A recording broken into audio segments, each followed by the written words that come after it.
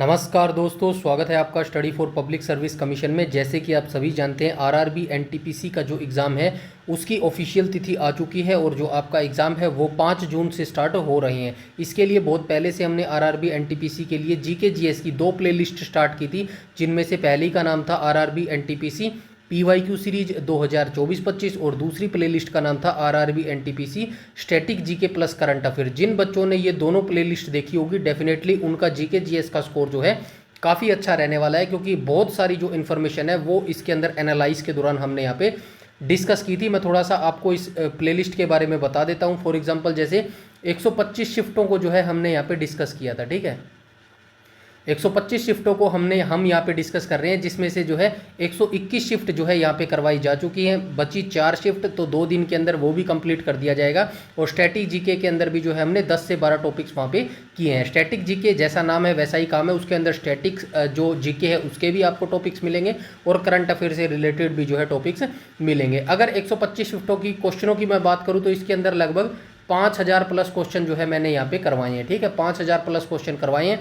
और अगर एनालाइज की बात करूँ, ठीक है, एनालिसिस की बात करूं तो यहाँ पे लगभग 2,500 से 3,000 जो है क्वेश्चनों का मैंने एनालाइज करवा दिया है, ठीक है। अगर इन सबको ऐड कर दिया जाए तो 8,000 के आसपास जो है क्वेश्चन मैंने आपको यहाँ पे करवा दिए हैं। उसके बाद static GK plus current affair के जो टॉपिक है उनको आप अलग रखिएगा। तो इतने सारे क्वेश्चन मैंने जो है आपको बिल्कुल फ्री में PDF भी आपको दिए टेलीग्राम चैनल पर। जिस बच्चे को नहीं पता है तो वो टेलीग्राम पर जाकर सारी PDF जो है वो प्राप्त कर सकता है। इतने क्वेश्चन करने के बाद जो है डेफिनेटली अगर आपने इन दोनों प्लेलिस्ट को ध्यान से देखा है, सीरियस तरीके से देखा है, तो डेफिनेटली जो है आपका जो स्कोर है 30 से 35 मार्क्स के बीच में रहने वाला है, ठीक है। या फिर आपका जो भी स्कोर रहने वाला था ना इन प्लेलिस्ट को देखने से पहले, तो डेफिनेटली जो आपके जीके जीएस का स्कोर है एनटीपीसी CBT 1 के अंदर 5 से 8 नंबर का जो है उसके अंदर इंक्रीजमेंट जो है आपको देखने को मिलेगा। ये खुद आप जब एग्जाम दे के आएंगे तब आपको पता लगेगा इन प्लेलिस्ट से जो है आपको कितना बेनिफिट मिला है, ठीक है। अब जो है जैसे कि आज 1 जून हो चुका है, आज 1 जून से लेके जो है 5 जून तक हम क्या करेंगे, अब प्रैक्टिस सेट लगाएंगे, ठीक है।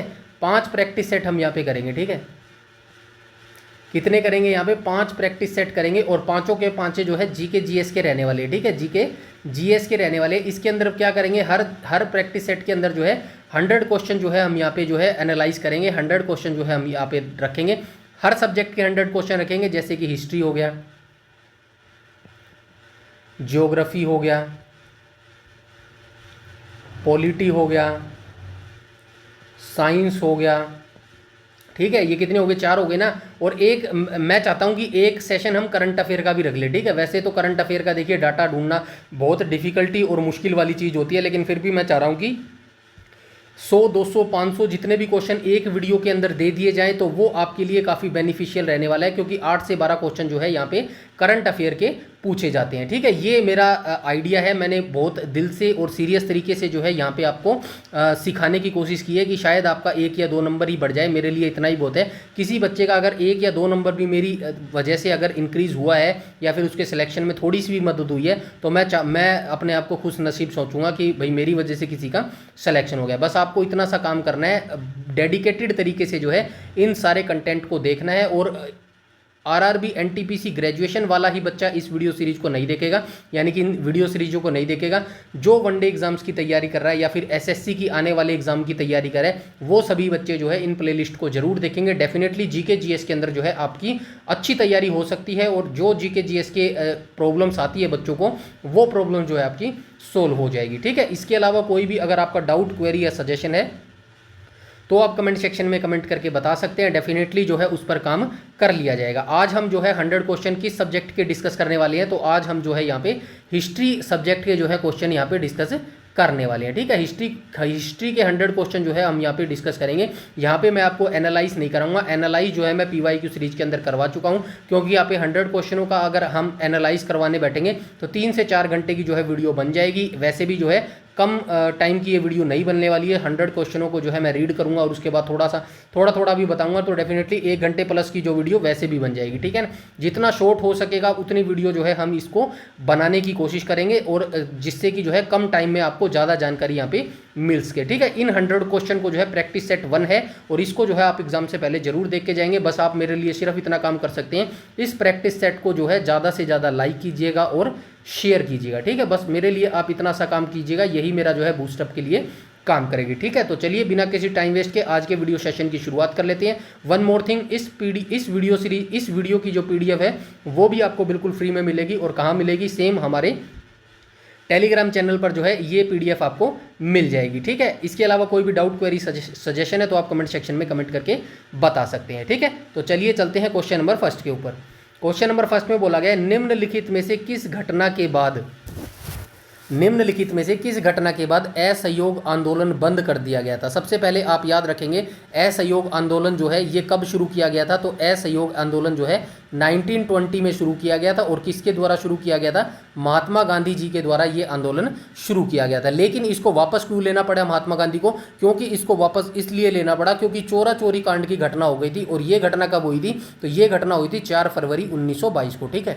4 फरवरी 1922 को ये घटना हुई थी। और इसी घटना में जो है पुलिस स्टेशन में जो है कई लोग आग लगा देते हैं और उसके अंदर जो है काफ़ी सारे पुलिस वाले जो है जलकर राख हो जाते हैं। इसी घटना से जो है परेशान या फिर दुखी होकर महात्मा गांधी ने जो है असहयोग आंदोलन को वापस ले लिया गया था, ठीक है। यहाँ पे एक और घटना दी गई है, काकोरी ट्रेन डकैती, ठीक है। तो ये भी जो है क्वेश्चन मोस्टली पूछा जाता है, भाई काकोरी ट्रेन डकैती जो है ये कब हुई थी? तो ये कब हुई थी? 9 अगस्त 1925 को जो है ये काकोरी कांड जो है ट्रेन हादसा हुआ था, ठीक है। प्रथम विश्व युद्ध आप सभी जानते हैं 1914 से लेके 1918 के बीच में जो है प्रथम विश्व युद्ध चला था। और कामागाटू मारू घटना क्या है? ये एक जापानी जहाज था, ठीक है। डोंट वरी, हर क्वेश्चन के बारे में इतना डिटेल से नहीं बताऊंगा, बस कुछ क्वेश्चनों के बारे में जो है आपको डिटेल पता होना चाहिए, ठीक है। कामागाटू मारू एक जापानी जहाज था, ठीक है। और ये कहाँ के लिए रवाना हुआ था? कनाडा के लिए रवाना हुआ था, जिसके अंदर जो है भारतीय जो व्यक्ति हैं, भारतीय लोग जो है वो जापानी जहाज के अंदर बैठे थे। लेकिन उनको कनाडा के जो पोर्ट था वहाँ पर उतरने नहीं दिया गया था और उनको वहीं से जो है वापस भेज दिया गया था, तो ठीक है। कामागाटू के बारे में भी जो है आप इतनी जानकारी रखेंगे। डोंट वरी, इतना डिटेल में हम हर क्वेश्चन को जो है रीड नहीं करेंगे, कुछ क्वेश्चनों को जो है बीच में हम ऐसे करते हुए चलेंगे, ठीक है। उसके बाद क्वेश्चन नंबर सेकंड में बोला गया 1828 में कलकत्ता में ब्रह्म समाज की स्थापना किसने की थी? तो राजा राम मोहन राय के द्वारा किया गया था। ऑप्शन नंबर सी करेक्ट हो जाएगा, ठीक है। क्वेश्चन नंबर सेकंड का जो है राइट ऑप्शन हो जाएगा ऑप्शन नंबर सी। 1828 में कलकत्ता में जो है ब्रह्म समाज की स्थापना किसने की थी? राजा राम मोहन राय के द्वारा जो है की गई थी। गोपाल कृष्ण गोखले कौन थे? तो ये गोपाल कृष्ण गोखले थे महात्मा गांधी के राजनीतिक गुरु थे। और स्वामी विवेकानंद के गुरु कौन थे? तो इनके राजनीतिक गुरु, मतलब राजनीतिक गुरु छोड़िए, स्वामी विवेकानंद के जो गुरु थे वो कौन थे? रामकृष्ण परमहंस, ठीक है। रामकृष्ण परमहंस, ठीक है, परमहंस। और रामकृष्ण मिशन, तो रामकृष्ण मिशन की जो स्थापना है ये स्वामी विवेकानंद ने कब की थी? 1997 में जो है ये स्थापना की थी, ठीक है। चलते हैं क्वेश्चन नंबर सेकंड पर, माफ कीजिएगा क्वेश्चन नंबर थर्ड पर। क्वेश्चन नंबर थर्ड में बोला गया निम्नलिखित में से कौन मुगल सम्राट बाबर का उत्तराधिकारी था? तो यहाँ पे बाबर का उत्तराधिकारी पूछा गया। सबसे पहले आप याद रखेंगे मुगल साम्राज्य की स्थापना, मुगल साम्राज्य की स्थापना कब हुई थी? ये स्थापना हुई थी 1526 में। 1526 में पानीपत की प्रथम लड़ाई हुई थी, ठीक है, पानीपत की प्रथम लड़ाई। और ये लड़ाई लड़ी गई थी इब्राहिम लोदी वर्सेस बाबर के बीच में लड़ी गई थी। और बाबर जो है इस युद्ध को जीत गया था। मुगल साम्राज्य की स्थापना जो है बाबर ने की थी। और बाबर का उत्तराधिकारी कौन था? हुमायूं था, ठीक है, हुमायूं। और हुमायूं का उत्तराधिकारी कौन था? हुमायूं का उत्तराधिकारी अकबर था। और अकबर का उत्तराधिकारी जहांगीर था। जहांगीर का उत्तराधिकारी शाहजहां था, ठीक है। ऐसे जो है चीज़ें आप याद करते हुए चलेंगे। और शाहजहां के जो है आगे 4 बेटे आपको मिलेंगे। दारा शिकोह हो गया, ठीक है, मुराद बख्श हो गया, औरंगजेब हो गया, ठीक है। ये बेटे जो है आपको औरंगजेब के मिलेंगे, ठीक है, माफ कीजिएगा शाहजहां के मिलेंगे। इसके बाद हम आ जाएंगे क्वेश्चन नंबर 4 पर। क्वेश्चन नंबर 4 में बोला गया है निम्नलिखित में से किस स्थान पर महात्मा गांधी ने अन्य भारतीयों के साथ मिलकर नस्लीय भेदभाव के खिलाफ लड़ने के लिए नेटाल कांग्रेस की स्थापना की थी? तो नटाल कांग्रेस की स्थापना आपको सबसे पहले याद रखना है। नेटाल कांग्रेस की स्थापना जो है किसके द्वारा की गई थी? तो महात्मा गांधी जी के द्वारा जो है नटाल कांग्रेस की स्थापना की गई थी। और ये नेटाल कांग्रेस की स्थापना कब की गई थी, यानी कि कहाँ की गई थी? दक्षिण अफ्रीका में की गई थी, ठीक है। ऑप्शन नंबर बी करेक्ट हो जाएगा, ठीक है। महात्मा गांधी ने जो है भारतीयों के साथ मिलकर नस्लीय भेदभाव के खिलाफ लड़ने के लिए जो है नटाल कांग्रेस की स्थापना दक्षिण अफ्रीका में की थी, ठीक है। इसके बाद चलते हैं हम क्वेश्चन नंबर 5 के ऊपर। क्वेश्चन नंबर 5 में बोला गया है निम्नलिखित में से कौन अकबर के नवरत्नों में से एक था। तो ऑब्वियस ही बात है, पुरंदर दास तो नहीं थे, स्वामी हरिदास भी नहीं थे और अमीर खुसरो भी नहीं थे। तो राइट ऑप्शन हो जाएगा ऑप्शन नंबर बी, तानसेन जो है ये अकबर के नवरत्नों में से एक थे। ठीक है, अकबर के बारे में आप सभी जानते हैं, 1542 में जो है इनका अमरकोट में जन्म हुआ था और 1605 में जो है इनकी मृत्यु हो गई थी। तो तानसेन क्या थे, तानसेन जो है एक गायक थे और जो है ये अकबर के नवरत्नों में से एक थे और अकबर के दरबार में ये निवास करते थे।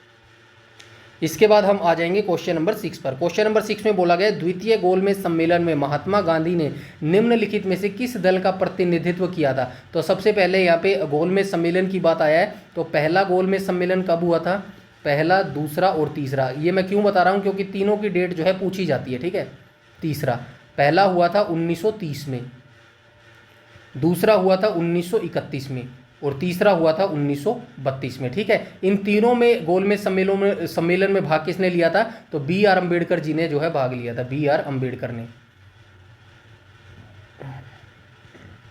ठीक है, और भारतीय राष्ट्रीय कांग्रेस और महात्मा गांधी ने एकमात्र द्वितीय जो गोलमेज सम्मेलन था 1931 में, इसके अंदर जो है भाग लिया था। तो क्वेश्चन नंबर 6 का राइट ऑप्शन हो जाएगा ऑप्शन नंबर डी। तो द्वितीय गोलमेज सम्मेलन में महात्मा गांधी ने निम्नलिखित में से किस दल का प्रतिनिधित्व किया था, तो भारतीय राष्ट्रीय कांग्रेस। अभी मैंने आपको बताया कि भारतीय राष्ट्रीय कांग्रेस और महात्मा गांधी ने एकमात्र द्वितीय गोलमेज सम्मेलन में जो है भाग लिया था। इसके बाद आ जाएंगे हम क्वेश्चन नंबर 7 पर। क्वेश्चन नंबर 7 में कुछ मैच द फॉलोइंग करने के लिए बोला गया है, निम्नलिखित समाज सुधारक संगठनों का उनसे संबंधित संस्थापकों के साथ मिलान कीजिए। मतलब यहाँ पे समाज सुधारक का नाम दिया गया है और यहाँ पे जो है उनके संस्थापक दिए गए हैं। ठीक है, तो संगठन और संस्थापक है जिनको हमें एक साथ मैच करना है। ठीक है, तो चलिए क्वेश्चन नंबर 7 को हम देख लेते हैं। ठीक है, क्वेश्चन नंबर 7 में बोला गया ब्रह्म समाज की स्थापना किसने की थी, अभी हम देख के हैं राजा राम मोहन राय ने की थी। ठीक है, तो क्वेश्चन नंबर ए का जो हो जाएगा थर्ड। तो ए का थर्ड ढूंढते हैं, ए का थर्ड मतलब ये तो नहीं हो सकता, ए ऑप्शन नहीं हो सकता, बी ऑप्शन नहीं हो सकता और जो है ये नहीं हो सकता। तो ए थर्ड कहीं पे भी नहीं है, ये एलिमिनेशन मेथड है। ऐसे भी जो है आप क्वेश्चन का पता लगा सकते हैं और आपको ढूंढने की जरूरत नहीं है। ठीक है, तो राइट ऑप्शन हो गया ऑप्शन नंबर डी, करेक्ट हो गया क्वेश्चन नंबर 7 का। डायरेक्ट आपको ये ढूंढना था ब्रह्म समाज किसकी स्थापना किसने की थी, राजा राम मोहन राय ने। ए का थर्ड और ए का थर्ड यहाँ पे सिर्फ ए डी ऑप्शन में है, तो राइट ऑप्शन हो जाएगा ऑप्शन नंबर डी। ठीक है, ऐसे जो है आपको यहाँ पे मिलान करना होगा, एलिमिनेशन मेथड ईजाद करना होगा। ठीक है, उसके बाद हम आ जाते हैं क्वेश्चन नंबर 8 पर। क्वेश्चन नंबर 8 में बोला गया है निम्नलिखित में से कौन मुख्य रूप से 1893 शिकागो में आयोजित की गई विश्व धर्म संसद से संबंधित है। तो राइट ऑप्शन हो जाएगा स्वामी विवेकानंद। ठीक है, स्वामी विवेकानंद जो है 1893 में शिकागो गए थे और यहाँ पर विश्व धर्म संसद में जो है इन्होंने भाषण दिया था। ठीक है, तो राइट ऑप्शन हो जाएगा ऑप्शन नंबर सी। और अभी आप वर्तमान में एक डायलॉग सुनते होंगे, भाइयों और बहनों। ठीक है, भाइयों और बहनों, तो ये भाइयों और बहनों जो डायलॉग कॉपी किया जाता है ना, तो ये यहीं से कॉपी किया गया। स्वामी विवेकानंद ने जो है पहली बार 1893 में जब अमेरिका की धर्म संसद को संबोधित किया था, तो वहीं पर जो है इन्होंने भाइयों और बहनों कहकर जो है संबोधित किया था। ठीक है, इसके बाद अब आ जाएंगे क्वेश्चन नंबर 9 पर। क्वेश्चन नंबर 9 में क्या कहा गया, क्वेश्चन नंबर 9 में बोला गया आर्य उस भूमि पर रहते थे जिसे सप्त सिंधु यानी कि 7 नदियों की भूमि कहा जाता था।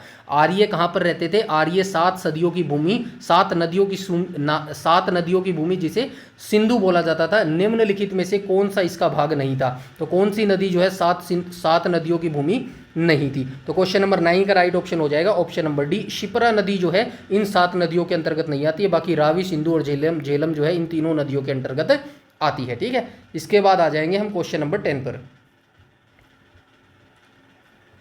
क्वेश्चन नंबर 10 में क्या कहा गया, तो क्वेश्चन नंबर 10 में बोला गया निम्नलिखित में से किसने मेगास्थनीज को चंद्रगुप्त मौर्य के दरबार में भेजा था। तो मेगास्थनीज को जो है चंद्रगुप्त के दरबार में किसने भेजा था, तो सेल्यूकस निकेटर ने भेजा था। ठीक है, क्वेश्चन नंबर 10 का जो है राइट ऑप्शन हो जाएगा ऑप्शन नंबर ए, सेल्यूकस प्रथम निकेटर ने जो है मेगास्थनीज को जो है चंद्रगुप्त मौर्य के दरबार में भेजा था। ठीक है, और मेगास्थनीज की पुस्तक का नाम क्या है, इंडिका जो है इसकी पुस्तक का नाम हो जाएगा। ठीक है, इसके बाद हम आ जाएंगे क्वेश्चन नंबर 11 पर। क्वेश्चन नंबर 11 में क्या कहा गया है, निम्नलिखित में से किस घटना के कारण रविंद्रनाथ टैगोर ने अपनी पीड़ा व्यक्त करते हुए ब्रिटिश सरकार को नाइटहुड की उपाधि लौटा दी थी। तो आप रविंद्रनाथ टैगोर के बारे में जानते ही हैं, ज़्यादा मैं नहीं बताऊंगा क्योंकि यहाँ पे जो है वीडियो काफ़ी लंबा हो जाएगा। कुछ चीज़ें मैं आपको बताऊंगा रविंद्रनाथ टैगोर। ठीक है, सबसे पहले आप याद रखेंगे रविंद्रनाथ टैगोर को जो है 1913 में नोबेल प्राइज मिला था साहित्य का, ठीक है, नोबेल प्राइज, नोबेल पुरस्कार, ठीक है। 1913 में इनको नोबेल पुरस्कार मिला था और इनकी कृति थी गीतांजलि, इसके लिए जो है इनको ये पुरस्कार मिला था, ठीक है, गीतांजलि के। अब हम बात करें इनका जो जन्म है, रविंद्रनाथ टैगोर का जन्म है 1961 में जो है इनका जन्म हुआ था। और जो है अपनी पीड़ा व्यक्त, तो इन्होंने जलियांवाला बाग हत्याकांड हुआ था, कब हुआ था? 13 अप्रैल 1919 को, ठीक है, 13 अप्रैल 1919 को ये घटना हुई थी। और इसी घटना के बाद जो है अपनी पीड़ा व्यक्त करते हुए जो है जलियांवाला बाग हत्या के कांड के बाद जो है इन्होंने नाइटहुड की उपाधि को जो है त्याग दिया था, यानी कि वापस लौटा दिया था। और नाइटहुड की उपाधि जो है इनको कब दी गई थी? 1915 में जो है इनको नाइटहुड की उपाधि दी गई थी, ठीक है। ये चीज़ें जो है आप याद रखेंगे। आई होप यहाँ तक चीज़ें सारी क्लियर होगी। काफ़ी ईजी तरीके से, ईजी वे में मैं आपको समझा रहा हूँ। कमेंट सेक्शन में जरूर बताइएगा वीडियो सेशन आपको कैसा लगा है, ठीक है। इसके बाद चलते हैं क्वेश्चन नंबर 12 पर। क्वेश्चन नंबर 12 में बोला गया 1875 में मुंबई में आर्य समाज की स्थापना किसने की थी? तो दयानंद सरस्वती के द्वारा जो है 1875 में आर्य समाज की स्थापना की गई थी, ठीक है। इसके बाद आ जाएंगे क्वेश्चन नंबर 13 पर। क्वेश्चन नंबर 13 में क्या बोला गया? हड़प नीति भारत के निम्नलिखित में से किस गवर्नर जनरल द्वारा जो है तैयार की गई थी? और ये एक विलय नीति थी। तो लॉर्ड डलहौजी के द्वारा जो है हड़प नीति को शुरू किया गया था। आप याद रख सकते हैं हड़प नीति, ठीक है, हड़प नीति, या फिर इसको कहते हैं व्यापगत का सिद्धांत, ठीक है, व्यापगत, ठीक है, व्यापगत का सिद्धांत। इसको कब जो है इंट्रोड्यूस किया गया था? 1848 में इंट्रोड्यूस किया गया था, ठीक है, 1848 में, ठीक है, इंट्रोड्यूस किया गया था। और ये जो लॉर्ड डलहौजी थे इनका कार्यकाल 1848 से 1856 के बीच में रहा था, ठीक है। तो 13 का राइट ऑप्शन हो जाएगा ऑप्शन नंबर सी। और ये हड़प की नीति क्या थी? मतलब कोई भारत के जो उस समय रियासत के राजा होते थे उनका अगर कोई पुत्र नहीं होता था, यानी कि कोई उनका उत्तराधिकारी नहीं होता था, तो उसके पूरे शासन को जो है ब्रिटिश ईस्ट इंडिया कंपनी में मिला लिया जाता था इस हड़प नीति के द्वारा, ठीक है। इसके बाद चलते हैं हम क्वेश्चन नंबर 14 पर। 14 में बोला गया अकबर के शासनकाल के दौरान राजस्व मंत्री कौन थे? तो टोडरमल थे। ये क्वेश्चन काफ़ी इजी है, आई होप सभी को पता होगा। और ये जो मुल्ला दो प्याजा है, तानसेन है, टोडरमल है और अब्दुल रहीम है, ये चारों ही जो है अकबर के नवरत्नों में से, ठीक है, चार तो यही नवरत्न हो गए, याद रखना ये नवरत्न है चारों के चारों, ठीक है, चारों के चारों जो है नवरत्न है अकबर के, ठीक है। उसके बाद हम चलते हैं क्वेश्चन नंबर 15 पर। क्वेश्चन नंबर 15 में बोला गया निम्नलिखित में से किस शहर में महात्मा गांधी ने ब्रिटिश बागान मालिकों द्वारा थोपी गई नील की खेती के खिलाफ किसान आंदोलन का जो है नेतृत्व किया था? तो किसके खिलाफ किया था? चंपारण के खिलाफ किया था, ठीक है। तो ये सबसे पहले जो है चंपारण में जो है नील बागानों मालिकों के द्वारा जो है वहाँ के किसानों पर जो है ये नील की खेती जो है ज़बरदस्ती थोप दी गई थी, जिसके कारण जो है किसान जो है मजबूर हो गए थे, बेचारे लाचार हो गए थे। और उसके बाद जो है चंपारण जो है गांधी जी को आने के लिए आमंत्रित किया गया था। किसने आमंत्रित किया था? राजकुमार शुक्ल व्यक्ति ने, ठीक है। तो ये क्वेश्चन पूछा जाता है, जब भी मैंने बताया, ठीक है। ये क्वेश्चन क्या पूछा जाएगा कि चंपारण आने के लिए जो है महात्मा गांधी को किसने निमंत्रण दिया था? तो राजकुमार शुक्ल ने दिया था। और महात्मा गांधी ने सत्याग्रह चंपारण कब किया था? 1917 में किया था, ठीक है। ये चीज़ भी जो है आप याद रखेंगे। इसके बाद हम आ जाएंगे क्वेश्चन नंबर 16। क्वेश्चन नंबर 16 मेरा काफ़ी फेवरेट है, बक्सर का युद्ध, ठीक है। तो बक्सर का युद्ध आपको याद रखना है। बक्सर का युद्ध कब लड़ा गया था? 1764 में लड़ा गया था। ऑप्शन नंबर 1 करेक्ट हो जाएगा। इसके साथ साथ 2-3 और युद्ध लड़ेंगे, 2-3 और युद्ध आप याद लड़ेंगे। वैसे आपको भी युद्ध लड़ना है, डोंट वरी, क्योंकि आरआरबी एनटीपीसी ग्रेजुएशन लेवल की जो पोस्ट है ना वो नाम मात्र हैं और जो कंपटीशन है वो बहुत ज़्यादा है, इसीलिए युद्ध तो आपको भी लड़ना पड़ेगा, ठीक है। तो यहाँ पे मैं कुछ युद्ध आपको बता देता हूँ, जैसे कि पलासी का युद्ध, ठीक है। पलासी का युद्ध ये पूछे जाते हैं क्वेश्चन, इसीलिए मैं यहाँ पे लिख रहा हूँ, अदरवाइज मैं सिंगल आंसर दे के जो है आपको निकल जाता है यहाँ से, ठीक है। पलासी का युद्ध आपको याद रखना है। वांडीवास का युद्ध आपको याद रखना है, वांडीवास का युद्ध, ठीक है, वांडीवास का युद्ध। उसके बाद आपको क्या रखना है? बक्सर का युद्ध यहाँ पे आ गया। और एक आपको याद रखना है ब्लैक होल की घटना, ठीक है, ब्लैक होल की घटना। तो ये तीनों आपको याद रखना है। पलासी की लड़ाई 1900 कहाँ याद? 1757 में जो है पलासी की लड़ाई लड़ी गई थी। वांडीवास का युद्ध कब लड़ा गया था? 1760 में लड़ा गया था। और ब्लैक होल की घटना कब हुई थी? जून 1756 में हुई थी, ठीक है, जून 1756 में हुई थी। ये तीनों घटनाओं के ईयर जो है आप बेहद इंपॉर्टेंट तरीके से याद रखेंगे। चौथा बक्सर वाला भी याद रखेंगे, ठीक है। इसके बाद आ जाएंगे क्वेश्चन नंबर 17 पर। क्वेश्चन नंबर 17 में बोला गया है निम्नलिखित में से कौन सा युद्ध 1527 में बाबर और राणा सांगा के बीच लड़ा गया था? तो सबसे पहले आपको याद रखना है, बाबर ने जो है काफ़ी सारे युद्ध लड़े थे, इंपॉर्टेंट युद्ध लड़े थे। बाबर का एक युद्ध था सरायपुल का युद्ध, ठीक है। चलिए छोड़िए, बाकी युद्धों के बात नहीं करते क्योंकि वीडियो ज़्यादा हो जाएगा। सबसे पहले हम बात करते हैं 1527 में, ठीक है। तो 1527 में जो है चंदेरी का युद्ध जो है ये लड़ा गया था। 17 का राइट ऑप्शन हो जाएगा, ऑप्शन नंबर जो है डी हो जाएगा, माफ कीजिएगा, टी, ठीक है, ठीक है, ठीक है, ठीक है, डी हो जाएगा भाई इसका, ठीक है। अरे क्या हो गया ये, ठीक है, ये डी हो जाएगा भाई, कहाँ गया ये रहा, ठीक है। तो ये खानवा का युद्ध जो है 1527 में लड़ा गया था। चंदेरी का युद्ध भी लड़ा गया था, कब लड़ा गया था? 1528 में लड़ा गया था वो, ठीक है। तो ये चीज़ जो है आप याद रखेंगे, खानवा का युद्ध जो है 1527 में लड़ा गया था। और किस किस के बीच में ये युद्ध लड़ा गया था? तो 1527 में बाबर और राणा सांगा के बीच में लड़ा गया था। और चंदेरी का युद्ध जो है मेदिनी रॉय के बीच में जो है आगे लड़ा जाएगा, ठीक है। पानीपत का यहाँ पे द्वितीय युद्ध भी बोला गया। तो पानीपत का जो द्वितीय युद्ध है ना, ये कब लड़ा गया था? याद रखना है, ये पूछा जाता है बार बार। तो पानीपत का 15 युद्ध 1556 में लड़ा गया था। किस किस के बीच लड़ा गया था? अकबर और हेमू के बीच में लड़ा गया था, ठीक है।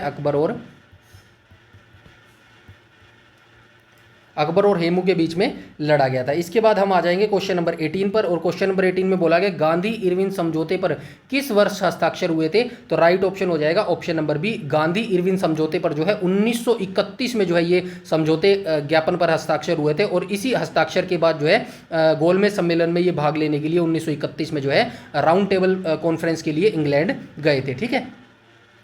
इसके बाद आ जाएंगे क्वेश्चन नंबर 19 पर। क्वेश्चन नंबर 19 में बोला गया 1857 की क्रांति मई में भारत की किस छावनी से आरंभ हुई थी? तो सबसे पहले आपको याद रखना है 10 मई 1857 से ये क्रांति शुरू हुई थी, ठीक है। 10 मई 1857 से ये क्रांति शुरू हुई थी। और इसका प्रतीक क्या था? 1857 की जो प्रतीक था ना, 1857 की क्रांति का प्रतीक, वो क्या था? रोटी और कमल था, ठीक है।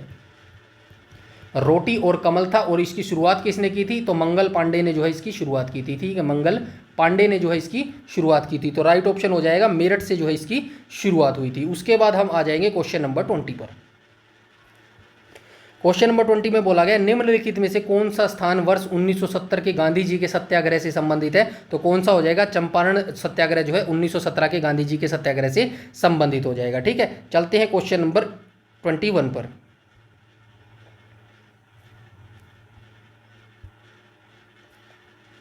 क्वेश्चन नंबर 21 में क्या बोला गया? तो क्वेश्चन नंबर 21 में बोला गया ब्रिटिश भारत के किस गवर्नर जनरल सती प्रथा को कानूनी रूप से समाप्त करने में राजा राम मोहन राय की जो है मदद की थी? तो ये किसने की थी? तो ये की थी, क्वेश्चन नंबर 21 का राइट ऑप्शन हो जाएगा option number A, Lord William Bentinck के द्वारा जो है 1829 में जो है सती प्रथा को जो है कानूनी रूप से समाप्त करने में जो है राजा राम मोहन राय की मदद की थी, ठीक है। ये चीज़ आप याद रखेंगे। 21 का राइट ऑप्शन हो जाएगा ऑप्शन नंबर ए।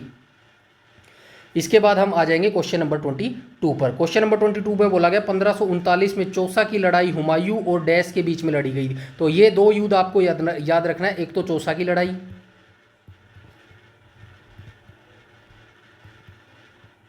एक कन्नौज की लड़ाई। कन्नौज की लड़ाई को क्या बोला जाता है? कन्नौज की, या फिर इसको बोला जाता है बिलग्राम का युद्ध, ठीक है। ये दोनों युद्ध आप इंपॉर्टेंट तरीके से याद रखेंगे। जो है कन्नौज की लड़ाई और बिलग्राम का युद्ध किसके बीच में लड़ा गया था? हुमायूं वर्सेस हो जाएगा शेरशाह सूरी, ठीक है। शेरशाह सूरी, ठीक है। इसी युद्ध के बाद जो है हुमायूं को जो है 1540 में कन्नौज की लड़ाई हारने के बाद जो है भारत छोड़ने पर मजबूर हो गया था। और चौसा की लड़ाई भी जो है हुमायूं और शेरशाह सूरी के बीच में लड़ी गई थी, ठीक है।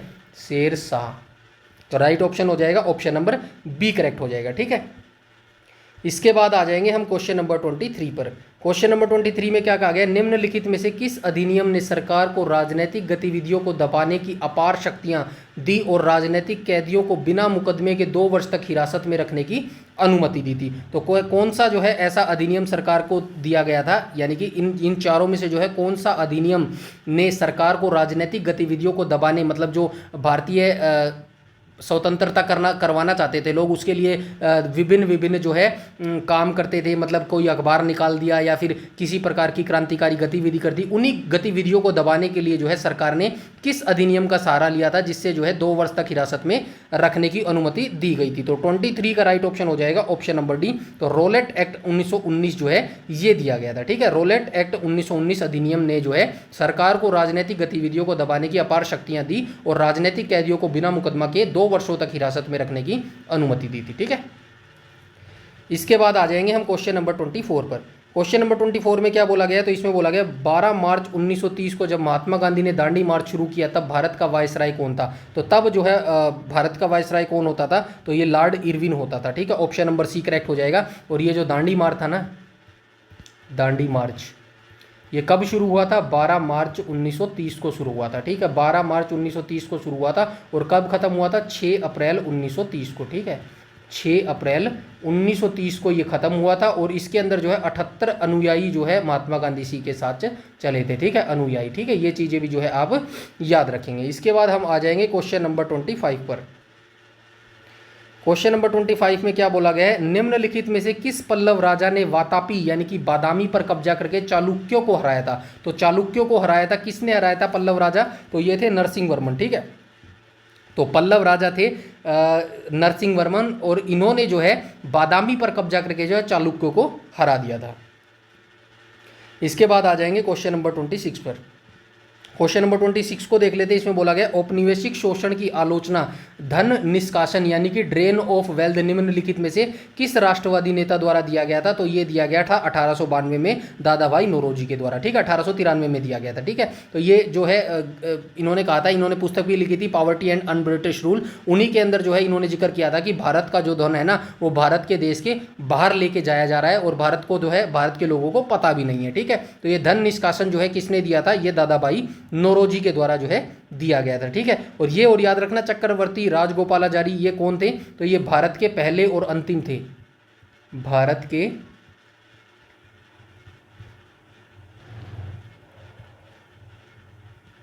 पहले और अंतिम कौन थे? गवर्नर जनरल थे, ठीक है। गवर्नर जनरल, ठीक है, जनरल, गवर्नर जनरल थे। और ये कब से कब तक रहे थे इस पद पर? तो ये रहे थे 1948 से 1950 तक इस पद पर रहे थे, ठीक है। और सरदार वल्लभ भाई पटेल को जो सरदार की उपाधि है ना, सरदार की उपाधि, ये इनको कब मिली थी? तो ये इनको 1928 में मिली थी, ठीक है। यहाँ पे मैं थोड़ा सा लिख देता हूँ। 1928 में जो है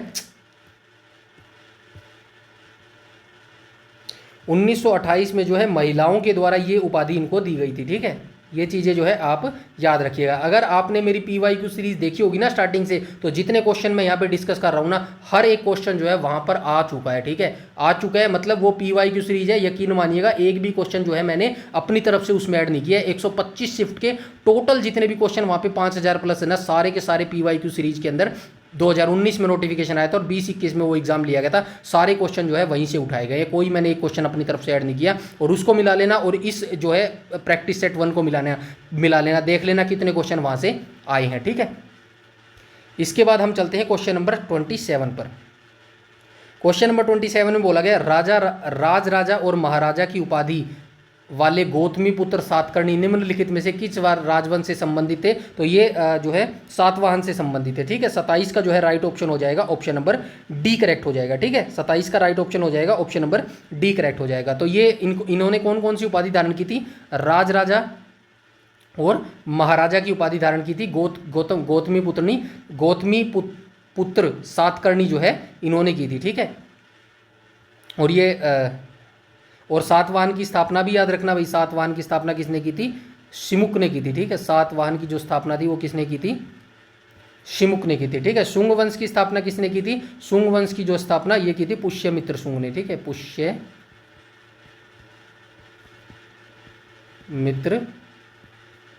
शुंग ने की थी, ठीक है। इसके बाद आ जाएंगे क्वेश्चन नंबर 28 पर।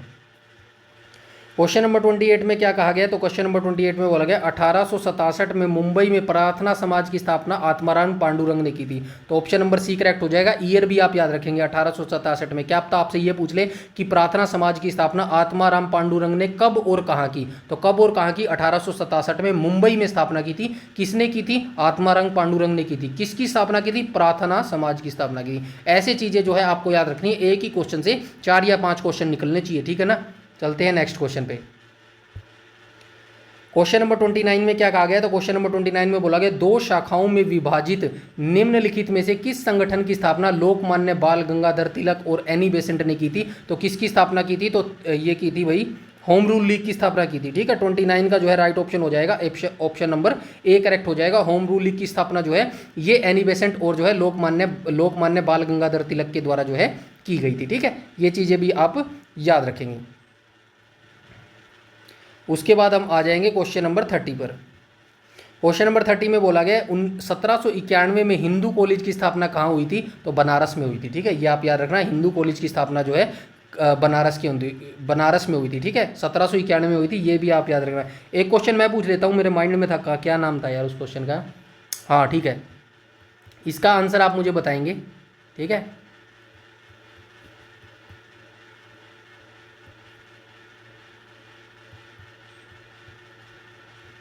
बनारस हिंदू विश्वविद्यालय। ये मैं PYQ सीरीज में जो है बहुत बार करवा चुका हूँ इस क्वेश्चन को। ठीक है, बनारस हिंदू विश्वविद्यालय की स्थापना कब और किसने की? ठीक है, कब और किसने की? ठीक है, दोनों चीजें आप बताएंगे। ठीक है, चलिए बताइए फटाफट कमेंट सेक्शन में कमेंट करके। इसके बाद आ जाएंगे हम क्वेश्चन नंबर 31 पर। क्वेश्चन नंबर 31 में पूछा गया भारतीय राष्ट्रीय कांग्रेस के अध्यक्ष होने के नाते निम्नलिखित में से किसने 1929 में ब्रिटिश राज से पूर्ण स्वतंत्रता का आह्वान किया था? तो जवाहरलाल नेहरू ने जो है ये आह्वान किया था। ठीक है, रावी नदी के तट पर 1929 में जो है लाहौर अधिवेशन में जो है ये पूर्ण स्वराज के जो है स्वतंत्रता का जो है घोषणा तैयार किया गया था जवाहरलाल नेहरू जी के द्वारा। जवाहरलाल नेहरू जो है 1929 में भारतीय राष्ट्रीय कांग्रेस के अध्यक्ष थे। ठीक है, ये चीजें भी जो है आप याद रखेंगे। उसके बाद आ जाएंगे हम क्वेश्चन नंबर 32 पर। क्वेश्चन नंबर 32 में बोला गया है 8वीं शताब्दी में भारत में निम्नलिखित में से किस पाल राजा के संरक्षण में विक्रमशिला विश्वविद्यालय की स्थापना की गई थी? तो ये की गई थी भाई, क्वेश्चन नंबर 32 का राइट ऑप्शन हो जाएगा ऑप्शन नंबर ए हो जाएगा। ठीक है, तो ये याद रखना, विक्रमशिला की स्थापना की थी इन्होंने।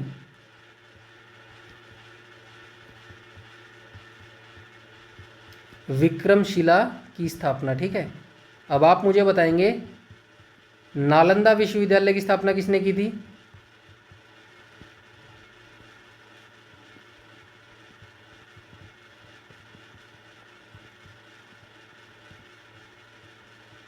ठीक है, नालंदा विश्वविद्यालय की स्थापना किसने की थी? और ये धर्मपाल ने किसकी स्थापना की थी? विक्रमशिला की जो है स्थापना की थी। और ये पाल राजा थे भाई, पाल वंश के जो है ये राजा थे। क्या नाम था? धर्मपाल इनका नाम था। ठीक है, और पाल वंश की स्थापना किसने की थी? गोपाल ने की थी। ये भी चीज याद रखना। ठीक है, पाल वंश की स्थापना पूछा जा सकता है भाई, पाल वंश के संस्थापक का क्या नाम था? गोपाल था।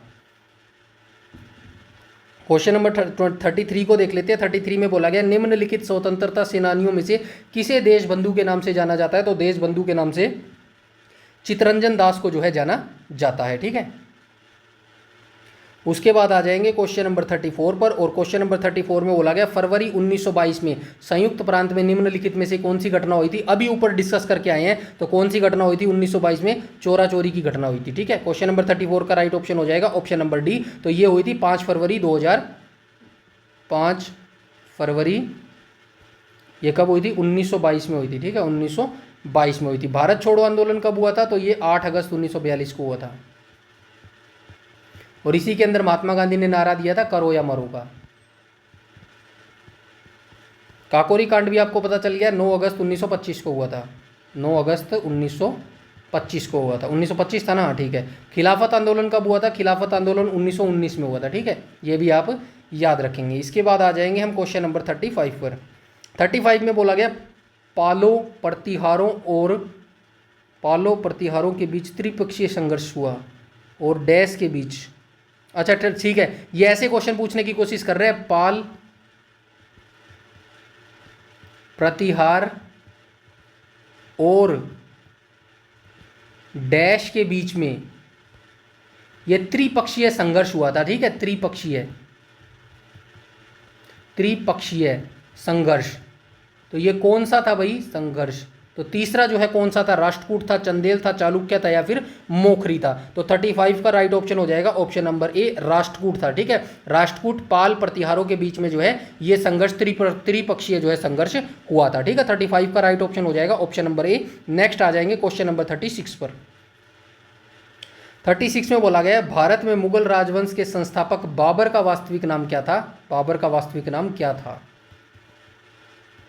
तो बाबर का वास्तविक नाम था जहरुद्दीन मोहम्मद, जो है इसका जो है वास्तविक नाम था। ठीक है, जहरुद्दीन मोहम्मद इसका वास्तविक नाम था।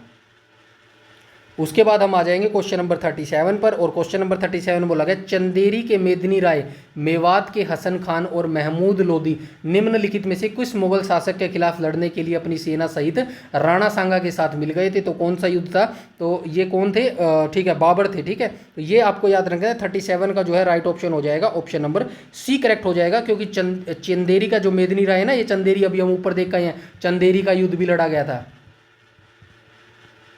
ठीक है ना, चंदेरी का युद्ध जो है ये कब लड़ा गया था, 1526 27 28 में ये लड़ा गया था। और किस किस के बीच में लड़ा गया था, बाबर वर्सेस मेदिनी रॉय के बीच लड़ा गया था। ठीक है, बाबर वर्सेस मेदिनी रॉय,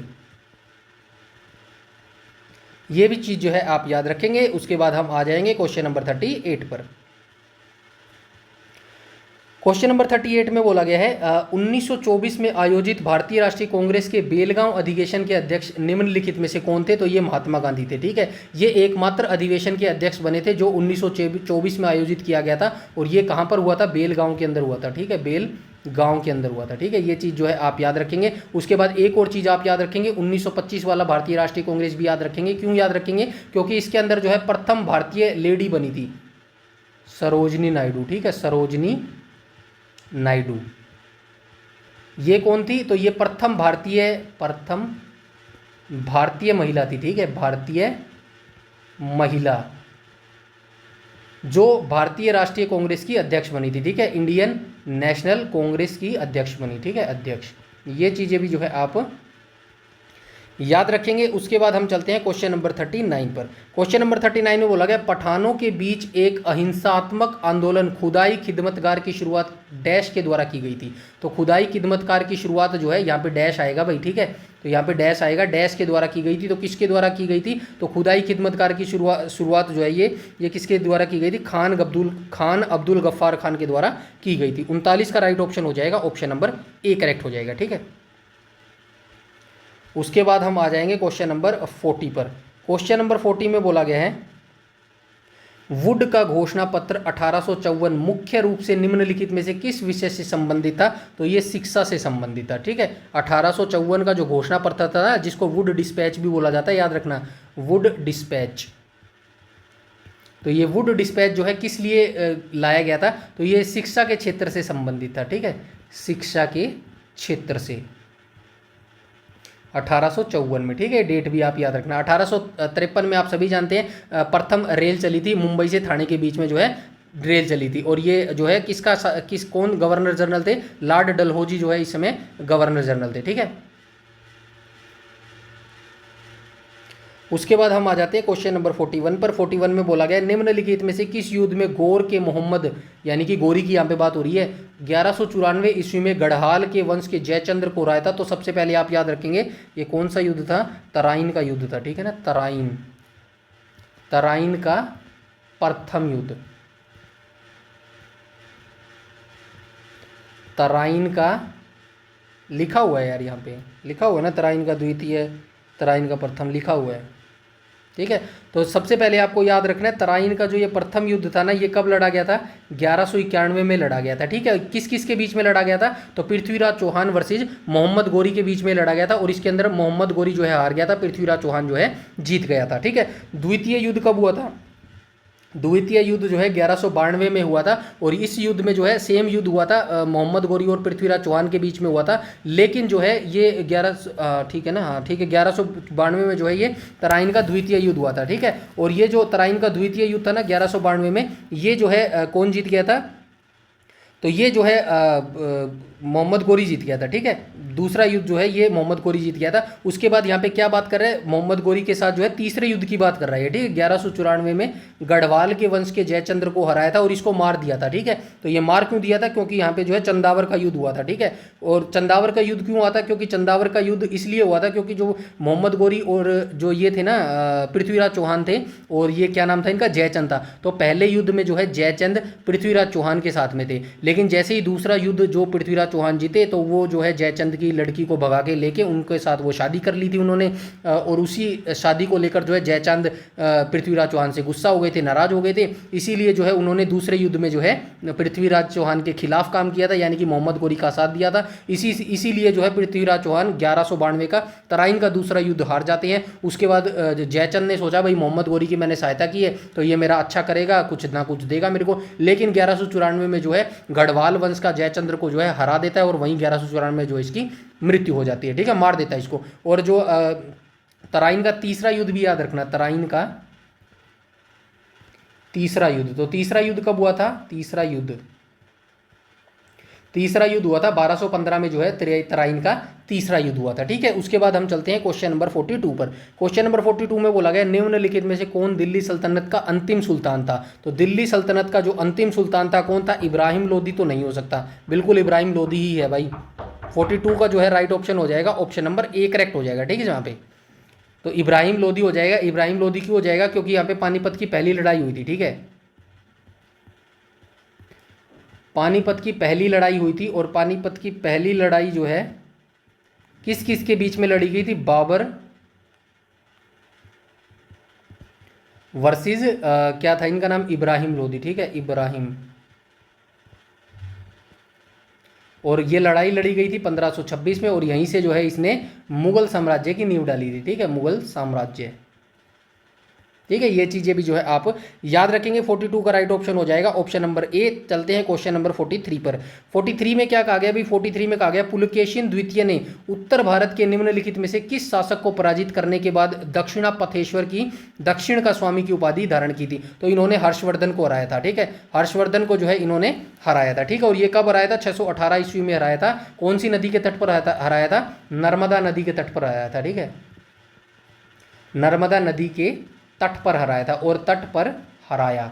और ये अगर ये जो जानकारी है ना 618 में नर्मदा नदी के तट पर जो है पुलकेशिन द्वितीय ने हर्षवर्धन को हराया था, ये जानकारी हमें कहाँ से मिलती है, ऐहोल अभिलेख से मिलती है, ठीक है, ऐहोल अभिलेख से हमें ये जानकारी मिलती है, ठीक है। ये भी आप याद रखना, ठीक है। और हर्षवर्धन जो है किस वंश से संबंध रखते थे, पुष्यभूति वंश से संबंध रखते थे। इनके पिताजी का नाम प्रभाकर वर्तन था और इनका क्षेत्र कौन था, हरियाणा का जो वर्तमान जो कुरुक्षेत्र है ना, थानेसर वाला जो क्षेत्र है, थानेसर इनकी राजधानी होती थी। इसी के आसपास हरियाणा के कुरुक्षेत्र के आसपास जो है इनका शासन होता था जो है हर्षवर्धन का, ठीक है। उसके बाद चलते हैं क्वेश्चन नंबर 44 पर। क्वेश्चन नंबर 44 में क्या बोला गया, निम्नलिखित में से किस शासन के दौरान चतुर्थ बौद्ध संगति के बौद्ध धर्म दो विचारधाराओं में हीनयान और महायान में विभाजित हो गया। तो चौथी बौद्ध संगति में जो बौद्ध धर्म है वो दो संप्रदायों में बट गया था, एक तो हीनयान और एक महायान में बट गया था। और जो है चतुर्थ बौद्ध संगति में बौद्ध धर्म का जो है निम्नलिखित में किस शासन के दौरान, ठीक है। ये राजा कौन थे उस समय, मतलब जो है किसका शासन हुआ करता था, तो किसका शासन होता था, 44 का जो है राइट ऑप्शन हो जाएगा ऑप्शन नंबर बी करेक्ट हो जाएगा, यानी कि कुषाणों का शासक होता था और कुषाण के कनिष्क का राजा था, ठीक है। कनिष्क जो है राजा के समय में चतुर्थ बौद्ध संगति जो है कंडक्ट करवाई गई थी, ठीक है। इसके बाद हम चलते हैं क्वेश्चन नंबर 45 पर।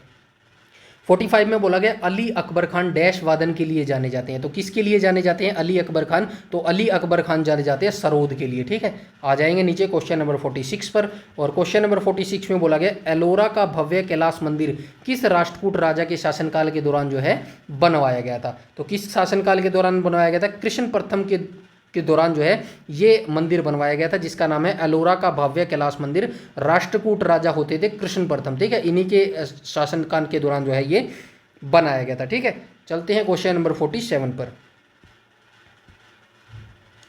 47 में क्या कहा गया, तो 47 में कहा गया ब्रिटिश भारत में बेलूर मठ की स्थापना निम्नलिखित में से किस समाज सुधारक द्वारा की गई थी। तो ये आपको याद रखना है, यहाँ पे बेलूर मठ पूछा गया है, ठीक है। तो ब्रिटिश भारत के दौरान जो है ये बेलूर मठ की स्थापना जो है किसके द्वारा की गई थी, तो ये की गई थी भाई स्वामी विवेकानंद जी के द्वारा जो है बेलूर मठ की स्थापना की गई थी। अब हम आप चलिए मैं ही बता देता हूँ आपसे क्या पूछना है, राष्ट्रीय युवा दिवस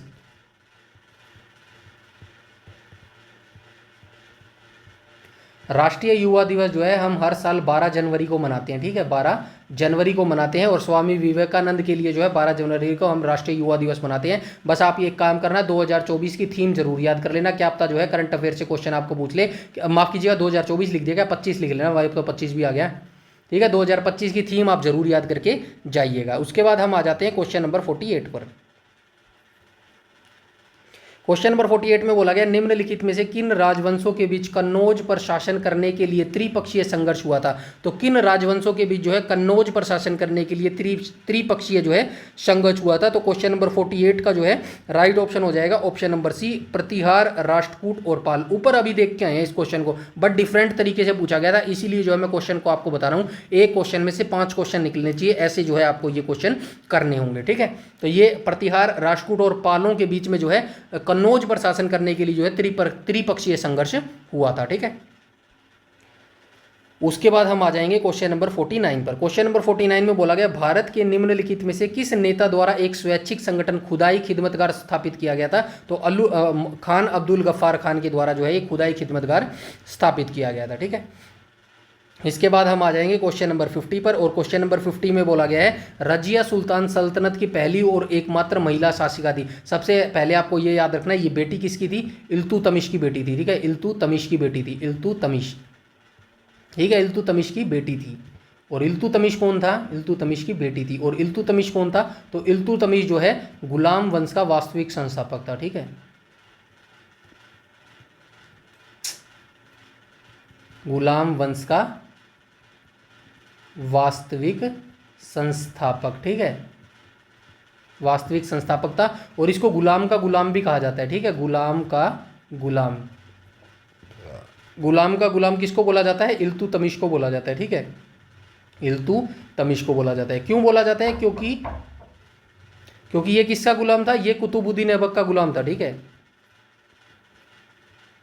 और कुतुबुद्दीन ऐबक किसका गुलाम था, तो कुतुबुद्दीन ऐबक गुलाम था, किसका गुलाम था, मोहम्मद गोरी का गुलाम था, ठीक है, ठीक है, मोहम्मद गोरी का गुलाम था। ये आपको याद रखना है। तो शासक थी जो सिंहासन पर बैठी थी, 1236 में जो है ये सिंहासन पर बैठी थी, ठीक है।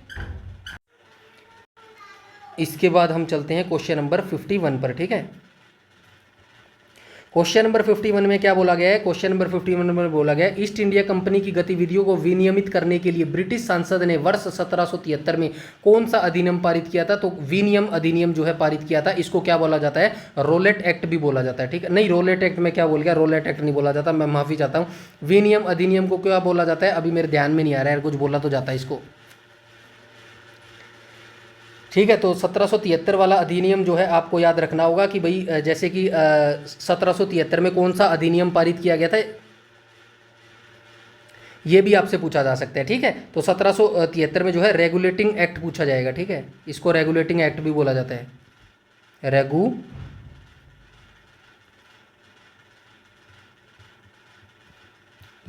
एक्ट, ठीक है। तो ये आप याद रखेंगे, विनियम अधिनियम को क्या बोला जाता है, रेगुलेटिंग एक्ट अधिनियम भी बोला जाता है, जो कि 1773 में आया था, ठीक है, 1773 में आया था, ठीक है। ये चीज़ें आप याद रखेंगे। पिट्स इंडिया अधिनियम कब आया था, तो ये आया था 1784 में, ठीक है, 1784 में आया था, ठीक है। ये चीज़ें भी आप याद रखेंगे। इसके बाद आ जाएंगे हम क्वेश्चन नंबर 52 पर। 52 में बोला गया है भाई निम्नलिखित में से किस युद्ध को भारत में ब्रिटिश राज की औपचारिक शुरुआत माना जाता है। मैं बता के आया हूं, तो ये कौन सा हो जाएगा, प्लासी की लड़ाई हो जाएगा, ठीक है। ऑप्शन नंबर सी करेक्ट हो जाएगा। कब लड़ा गया था, 1757 में लड़ा गया था, ठीक है, 1757 में प्लासी की लड़ाई लड़ी गई थी, ठीक है। इसके बाद हम आ जाएंगे क्वेश्चन नंबर 53 पर। ये बैक टू बैक युद्ध हुए थे भाई, पहले प्लासी का युद्ध हुआ था, उसके बाद वांडीवास का युद्ध हुआ था 1760 में, इसके बाद जो है बक्सर का युद्ध हुआ था 1764 में। और बक्सर का युद्ध जैसे ही जीते अंग्रेज 1764 में, तो यहाँ से मोहर लग गई थी कि अब भारत पर जो है ब्रिटिश ईस्ट इंडिया ही जो है शासन करेगी, ठीक है। इसके बाद आ जाते हैं क्वेश्चन नंबर 53 पर। क्वेश्चन नंबर 53 में बोला गया है दिल्ली के निम्नलिखित में से किस आएगा यहाँ पे, किस सुल्तान ने चांदी का टंका और तांबे के जीतल नामक 2 सिक्के चलवाए थे। तो दिल्ली के निम्नलिखित में से किस सुल्तान ने जो है चांदी का टंका और तांबे के जीतल नामक 2 सिक्के चलवाए थे। तो किसके द्वारा जो है ये 2 सिक्के चलवाए गए थे, तो ये चलाए गए थे इल्तुतमिश के द्वारा जो है ये दोनों सिक्कों को चलवाया गया था। उसके बाद हम चलते हैं क्वेश्चन नंबर 54 पर। ठीक है। क्वेश्चन नंबर 54 को देख लेते हैं। क्वेश्चन नंबर 54 में क्या बोला गया, निम्नलिखित में से कौन सा दल पार्टी भारतीय राष्ट्रीय आंदोलन के दौरान सैन फ्रांसिस्को संयुक्त राज्य अमेरिका में शुरू किया गया था या फिर की गई थी। तो ये कौन सा किया गया था, गदर पार्टी शुरू की गई थी। और ये कब की गई थी, 1913 में जो है ये शुरू की गई थी। किसने शुरू की थी, लाला हरदयाल ने शुरू की थी। ठीक है, लाला हरदयाल के द्वारा 1913 में गदर पार्टी को जो है शुरू किया गया था। स्वराज पार्टी का गठन कब हुआ था, 1923 में इसका गठन हुआ था। किसने किया था, मोतीलाल नेहरू और चित्तरंजन दास जी के द्वारा जो है स्वराज पार्टी का गठन किया गया था। ठीक है। हिंदुस्तान सोशलिस्ट रिपब्लिकन एसोसिएशन की स्थापना कब हुई थी, 1928 में जो है इसकी स्थापना हुई थी। ठीक है। उसके बाद चलते हैं क्वेश्चन नंबर 55 पर। क्वेश्चन नंबर 55 में बोला गया है, क्वेश्चन नंबर 55 में बोला गया है भाई, निम्नलिखित में से किसने 8वीं शताब्दी ईस्वी में पाल वंश की स्थापना की थी। तो पाल वंश की स्थापना गोपाल ने की थी। ठीक है, ऊपर हम डिस्कस कर चुके हैं, मैं बता चुका हूं एनालाइज के दौरान। राइट ऑप्शन हो जाएगा ऑप्शन नंबर डी। इसके बाद आ जाते हैं क्वेश्चन नंबर 56 पर। और क्वेश्चन नंबर 56 में बोला गया है, निम्नलिखित मौर्य राजाओं में से पियदसी नाम किससे संबंधित है। तो ये पियदसी है, इसका मतलब क्या हो जाता है, राजाओं मतलब जो है देवताओं का प्रिय। ठीक है, देवताओं का प्रिय। ठीक है, देवताओं का प्रिय। और देवताओं का प्रिय कौन था, तो ये अशोक था। ठीक है, तो क्वेश्चन नंबर 56 का जो है राइट ऑप्शन हो जाएगा सॉरी, तो ये अशोक हो जाएगा, देवताओं का प्रिय। और ये देवताओं का प्रिय जो अशोक है किस वंश से संबंध रखते थे, तो ये मौर्य वंश से संबंध रखते थे। ठीक है, मौर्य वंश से संबंध रखते थे। और स्थापना की बात करूं तो स्थापना किसने की थी, चंद्रगुप्त मौर्य ने की थी। चंद्रगुप्त मौर्य ने जो है मौर्य वंश की स्थापना की थी। चंद्रगुप्त मौर्य का उत्तराधिकारी कौन था, तो कौन था, बिंदुसार था। ठीक है, बिंदुसार।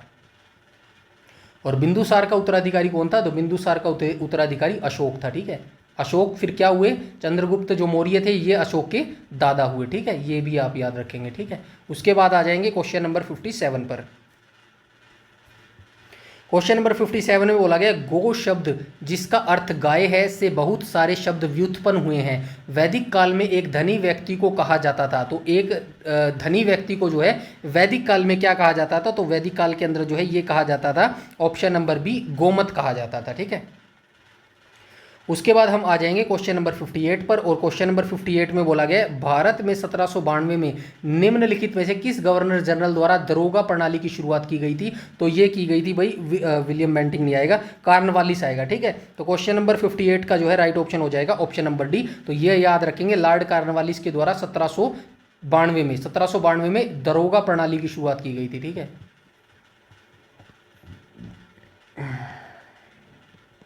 अब आप मुझे ये बताइएगा, ये क्या नाम था, लॉर्ड कार्नवालिस।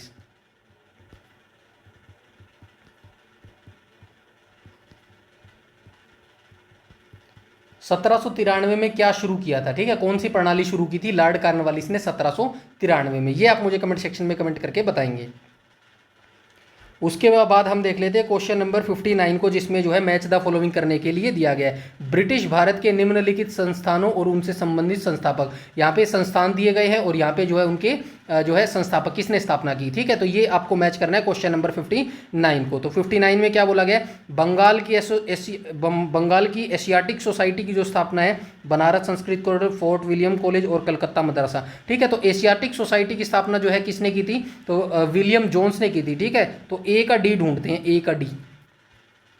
ए का डी कौन सा हो जाएगा, ए का 1 ये तो नहीं हो सकता, ये भी नहीं हो सकता, ए का डी। तो राइट ऑप्शन हो जाएगा ऑप्शन नंबर सी। मिल गया ना, क्वेश्चन नंबर कौन सा है, क्वेश्चन नंबर 59 हो जाएगा। 59 का जो है राइट ऑप्शन हो जाएगा ऑप्शन नंबर सी। तो ऐसे एलिमिनेशन मेथड आना चाहिए। पूरा क्वेश्चन आपको पढ़ने की जरूरत नहीं है, मैच करने की जरूरत नहीं है। बस पहला, अगर पहला जरूरी नहीं है, पहला ही आपको पता है, क्या आपको चौथा पता है तो चौथा देख लेना। जैसे कलकत्ता है भाई, कलकत्ता का फर्स्ट हो रहा है तो आप ढूंढना यहाँ पे कलकत्ता का यही है, जो भी मैच करे उसी को जो है राइट ऑप्शन कर देना है। ठीक है, तो ऐसे जो है एलिमिनेशन मेथड आपको यहाँ पे देखना होगा। ठीक है, बाकी ये मैच कर लेना भाई, मैंने राइट ऑप्शन बता दिया, ऊपर जाके आप मैच कर लेना कौन सा जो है किससे मैच होएगा। ठीक है, उसके बाद आ जाएंगे हम क्वेश्चन नंबर 60 पर। क्वेश्चन नंबर 60 में क्या बोला गया, क्वेश्चन नंबर 60 के अंदर बोला गया 1875 में न्यूयॉर्क में थियोसॉफिकल सोसाइटी की स्थापना किसने की थी। तो थियोसॉफिकल की जो सोसाइटी की स्थापना थी ये की गई थी, मैडम आएगा यहाँ पे, गैडम लिख दिया, मैडम आएगा, मैडम। ये वही टाइपिंग मिस्टेक है थोड़ी सी, ये थोड़ा सा इग्नोर करना है इसको, ठीक है। मैडम एचपी ब्लावत्स्की और कर्नल अलकाट के द्वारा जो है 1875 में ये स्थापना की गई थी थियोसॉफिकल सोसाइटी की, ठीक है।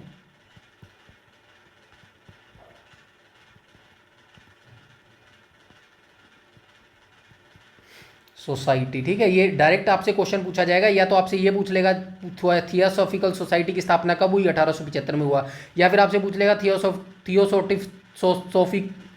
थियोसॉफिटिकल सोसाइटी की स्थापना कब हुई, किसने की, तो एचपी ब्लावत्स्की और कर्नल अलकाट ने की थी, ठीक है। माफ़ कीजिएगा, थोड़ी प्रोनाउंसिएशन में यार थोड़ी दिक्कत हो जाती है कई बार। हिंदी जो है काफ़ी जो है मुश्किल है, यकीन मानिएगा। बहुत से कहते हैं ना कि इंग्लिश मुश्किल है यार, सीखी नहीं जा सकती, तो यकीन मानिएगा इंग्लिश जो है वो काफ़ी ईजी है अगेंस्ट हिंदी के, ठीक है। हिंदी बहुत ज़्यादा कठिन है, अगर आप ध्यान से पढ़ेंगे ना हिंदी को, तो हिंदी में ऐसे वर्ड है जो बोल भी नहीं पाएंगे आप, ठीक है।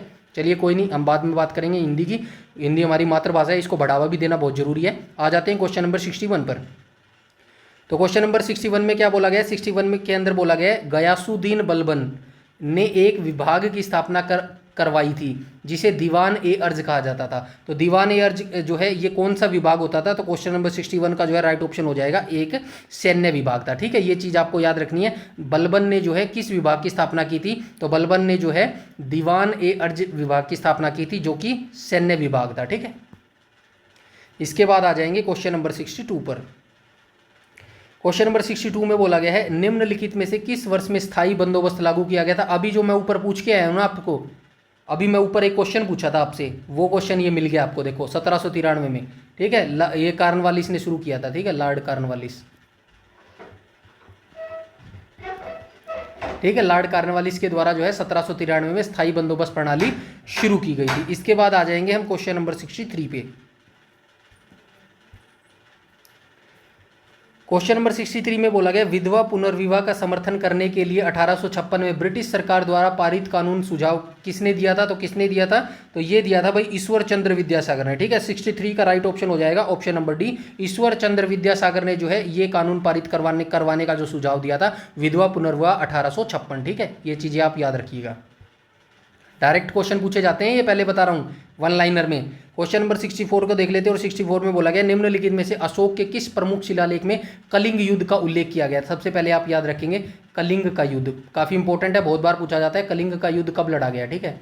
कलिंग का युद्ध, तो कलिंग का युद्ध 261 ईसा पूर्व जो है ये लड़ा गया था, और ये जो है युद्ध लड़ा गया था। और ये जो कलिंग का युद्ध है ये वर्तमान में कौन सा है, वर्तमान में जो हमारा उड़ीसा राज्य है ना, यही जो है कलिंग का क्षेत्र था, ठीक है, उड़ीसा क्षेत्र। ये भी जो आप याद रखेंगे। और किस जो है ये शिलालेख में मिलता है, तो 13वें शिलालेख में ये हमें मिलता है, ठीक है, 13वें शिलालेख में। और जो है कलिंग के युद्ध में जो है अनगिनत जो है मारकटाई हो गई थी, उसी को देखते हुए जो है गिलानी उत्पन्न हो गई थी अशोक के मन में, और उसके बाद जो है उसने युद्ध को त्यागने का जो है फैसला ले लिया था। 13 शिलालेख हो जाएगा, ऑप्शन नंबर सी करेक्ट हो जाएगा क्वेश्चन नंबर 16 का। आई होप यहाँ तक जानकारी काफ़ी अच्छे से चल रही होगी, काफ़ी अच्छा जो है इन्जॉय आप इन हिस्ट्री के 100 क्वेश्चन को कर रहे होंगे। प्लीज़ मेरा रिक्वेस्ट है इस वीडियो को ज़्यादा से ज़्यादा लाइक और शेयर कीजिएगा, और जो है मेरे को थोड़ा सा बूस्टअप दीजिएगा, ठीक है।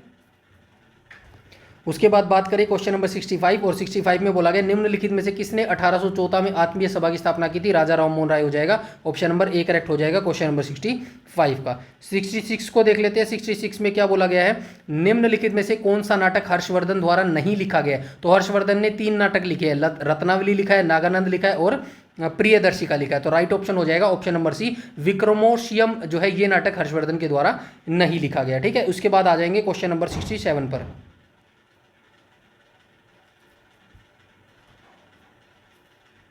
ठीक है, क्वेश्चन नंबर 67 में पूछा गया मत विलास प्रहसन के रचयिता महेंद्र वर्मन प्रथम निम्नलिखित में से किस शासक राजवंश से संबंधित है। तो सबसे पहले आपको ये याद रखना है मत विलास प्रहसन को जो है किसने लिखा है, तो ये महेंद्र वर्मन प्रथम ने जो है ये लिखा है। और महेंद्र वर्मन प्रथम जो है किस वंश से ये संबंध रखते हैं, तो ये रखते हैं ऑप्शन नंबर ए, पल्लव राजवंश से ये संबंध रखते हैं। ठीक है, महेंद्र वर्मन जो है ना ये पल्लव राजवंश से जो है संबंध रखते हैं। पुष्यभूति वंश से कौन संबंध रखता है, हर्षवर्धन रखते हैं। ठीक है, इसके बाद आ जाएंगे क्वेश्चन नंबर 68 पर।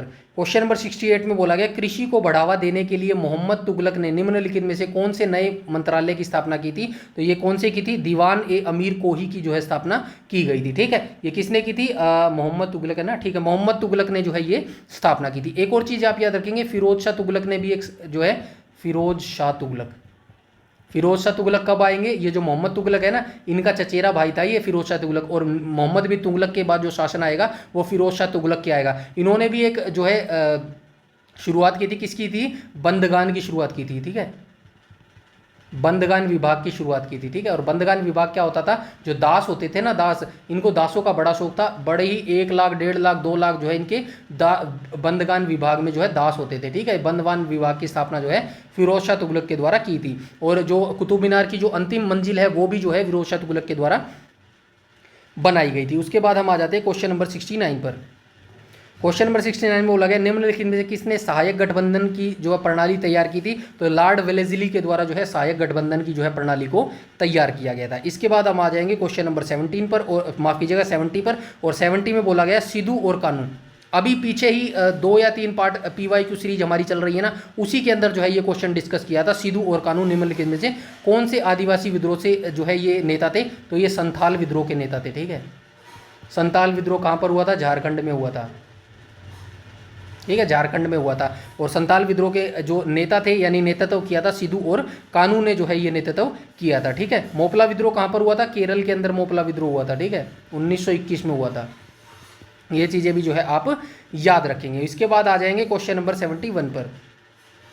क्वेश्चन नंबर 71 में बोला गया निम्नलिखित में से कौन सा जानवर चोल राजवंश का प्रतीक है? तो चोल वंश का राज प्रतीक हो जाएगा बाघ हो जाएगा। ठीक है, तो चोल जो वंश है ना, चोल वंश, इसका जो प्रतीक है यानी कि चिन्ह है वो क्या हो जाएगा? बाघ हो जाएगा। ठीक है, चोल वंश की स्थापना किसने की थी? विजयालय चोल ने की थी। ठीक है,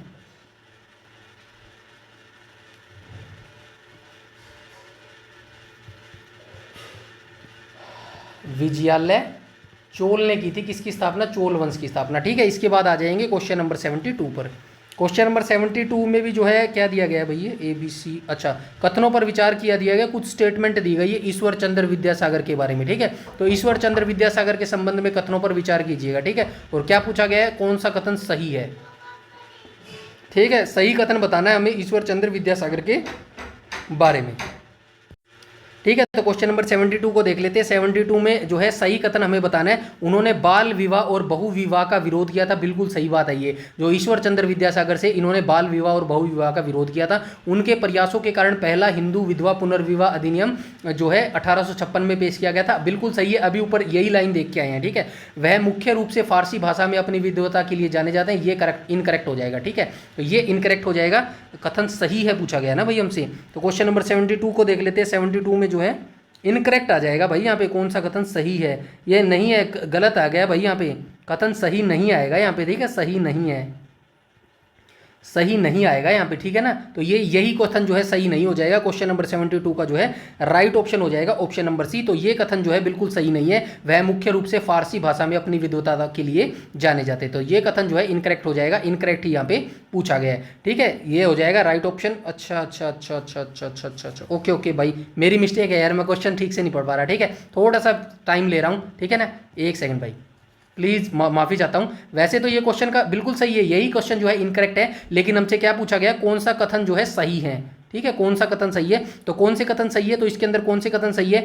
ए सही हो जाएगा। ठीक है, यहाँ पे इसको मैं रब कर देता हूँ। ठीक है, ए इसके अंदर सही हो गया और बी इसके अंदर सही हो गया, तो ए और बी इसके अंदर सही हो जाएगा। तो राइट ऑप्शन हो जाएगा ऑप्शन नंबर सी करेक्ट हो जाएगा क्वेश्चन नंबर 72 का। ठीक है, उसके बाद आ जाएंगे क्वेश्चन नंबर 73 पर।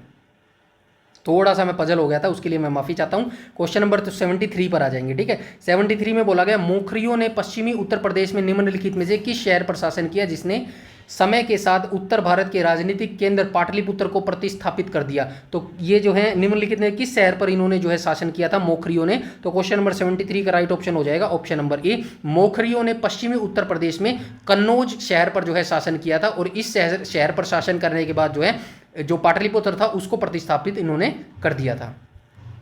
इसके बाद आ जाएंगे क्वेश्चन नंबर 74 पर। 74 में क्या बोला गया है, तो 74 में बोला गया भारतीय राष्ट्रीय सेना का गठन निम्नलिखित में से किस देश में किया गया था, तो सिंगापुर में किया गया था। ठीक है, क्वेश्चन नंबर 74 का जो है राइट ऑप्शन हो जाएगा ऑप्शन नंबर बी, भारतीय राष्ट्रीय सेना का जो गठन है ये किसने किया था, कैप्टन मोहन सिंह ने जो है इसका जो है इसका गठन किया था, और बाद में जो है सुभाष चंद्र बोस ने जो है इनका नेतृत्व किया था। 1943 में जो है वो इस सेना के साथ जो है जुड़ गए थे। ठीक है, ये आप याद रखेंगे।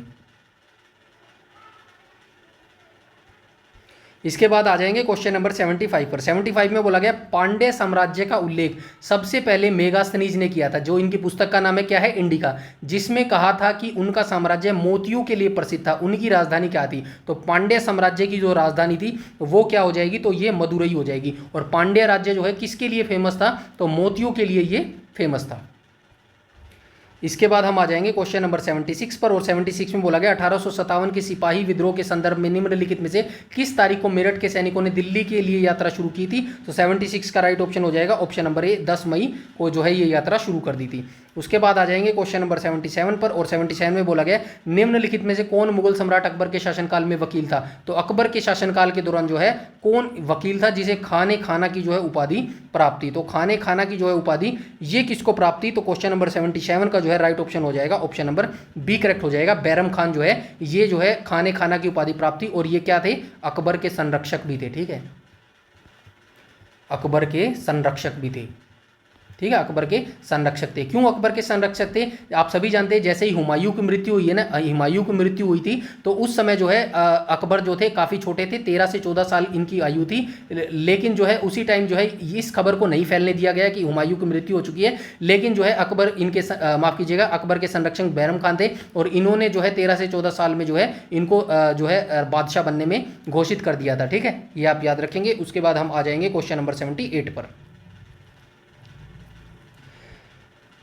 क्वेश्चन नंबर 78 में बोला गया तैमूरी परंपरा के कारण हुमायूं को अपने भाइयों के साथ सत्ता साझा करनी थी। हुमायूं का दिल्ली, आगरा और मध्य भारत पर नियंत्रण था, जबकि उसके भाई कामरान का नियंत्रण निम्नलिखित में से किस क्षेत्र पर था, तो हुमायूं के भाई का नाम था कामरान, और इसका जो है वैसे ये हुमायूं जो है मिल बांट कर अपने भाइयों के साथ शासन करते थे।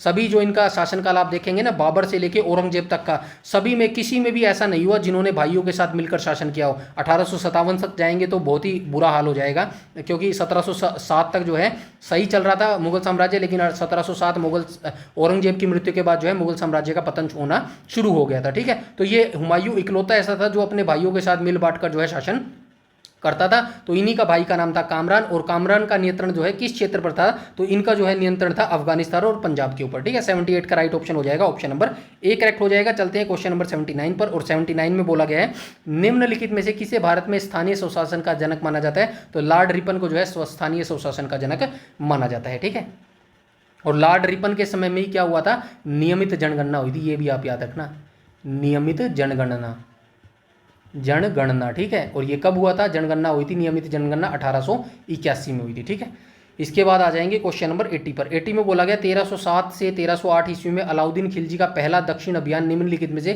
किस क्षेत्र में हुआ था, तो किस क्षेत्र में हुआ था, क्वेश्चन नंबर 80 का राइट ऑप्शन हो जाएगा देवगिरी। देवगिरी का शासक कौन था, चलिए छोड़िए, अभी याद नहीं आ रहा। देवगिरी का शासक शायद लक्ष्मण देव था, कुछ ऐसा ही करके था। चलिए आगे चलते, कोई बात नहीं।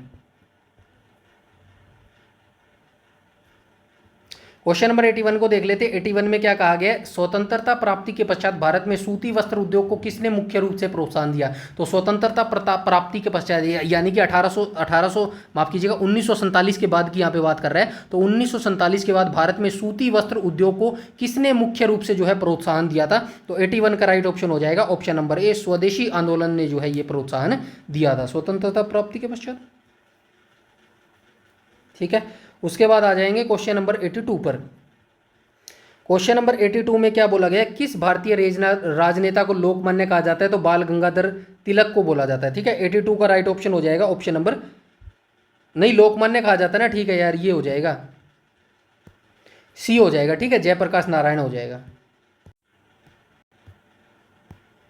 बाल गंगाधर तिलक हो जाएगा। ठीक है, लोकमान्य तिलक इन्हीं को बोला जाता है।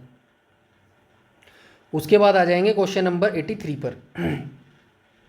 क्वेश्चन नंबर 83 में क्या बोला गया, तो क्वेश्चन नंबर 83 में बोला गया प्रतिहार जिसकी प्रथम राजधानी भीनमाल में थी, डैश ने शासन के दौरान प्रख्याति प्राप्त की। तो किसके शासन के दौरान जो है इन्होंने जो है किस राजा के शासनकाल के दौरान जो है जो प्रतिहार थे उन्होंने ख्याति प्राप्त की थी। तो 83 का राइट ऑप्शन हो जाएगा ऑप्शन नंबर बी, नागभट्ट प्रथम के दौरान जो है ये प्रतिहारों ने जो है ख्याति प्राप्त की थी। ठीक है, इसके बाद हम आ जाएंगे 84 पर। 84 में बोला गया निम्नलिखित में से किस क्रांतिकारी के नेतृत्व में चटगांव शस्त्रागार पर छापा मारा गया था। तो किस क्रांतिकारी के नेतृत्व में जो है चटगांव शस्त्रागार पर जो है छापा मारा गया था। 84 का राइट ऑप्शन हो जाएगा ऑप्शन नंबर ए, सूर्यसेन के नेतृत्व में जो है चटगांव शस्त्रागार पर जो है छापा मारा गया था। इसके बाद देख लेते हैं क्वेश्चन नंबर 85। 85 में क्या बोला गया है, तो 85 में बोला गया है कौन सा कथन सही है, सही पूछा गया है यहाँ पे, सही है। ठीक है, तो 1909 के पार्लियामेंटो सुधार के संदर्भ में जो है निम्नलिखित में से कथनों पर विचार कीजिए। तो 1909 का जो पार्लियामेंटो सुधार था उसके बारे में यहाँ पे कथन दिए गए हैं और सही कथन जो है हमें यहाँ पे बताना है। ठीक है, तो आइए देख लेते हैं। इन्हें भारतीय परिषद अधिनियम 1909 भी कहा जाता है, बिल्कुल सही बात है। उन्होंने विधान परिषदों की ताकत में वृद्धि की, ये भी बात सही है। मुसलमानों को पृथक निर्वाचन क्षेत्र का अधिकार दिया, तीनों ही करेक्ट सही है। तो ए बी सी जो है इसका सही ऑप्शन हो जाएगा। ठीक है, इसके बाद आ जाएंगे क्वेश्चन नंबर 86 पर। और 86 में क्या बोला गया, 86 में बोला गया निम्नलिखित में से कौन सी विशेषता अशोक के धम्म की मूलभूत विशेषताओं में से एक नहीं थी। तो कौन सी थी, ब्रह्मचार्य जो है ये अशोक के धम्म की मूलभूत विशेषताओं में से एक नहीं थी। ठीक है, बाकी ये तीनों ही हो जाएगा, धर्मनिरपेक्षता, अहिंसा और राजनीतिक एकीकरण जो है ये अशोक के धम्म की मूलभूत विशेषताओं में से थे। ठीक है, उसके बाद आ जाएंगे क्वेश्चन नंबर 87 पर। 87 में क्या बोला गया है, तो 87 में बोला गया है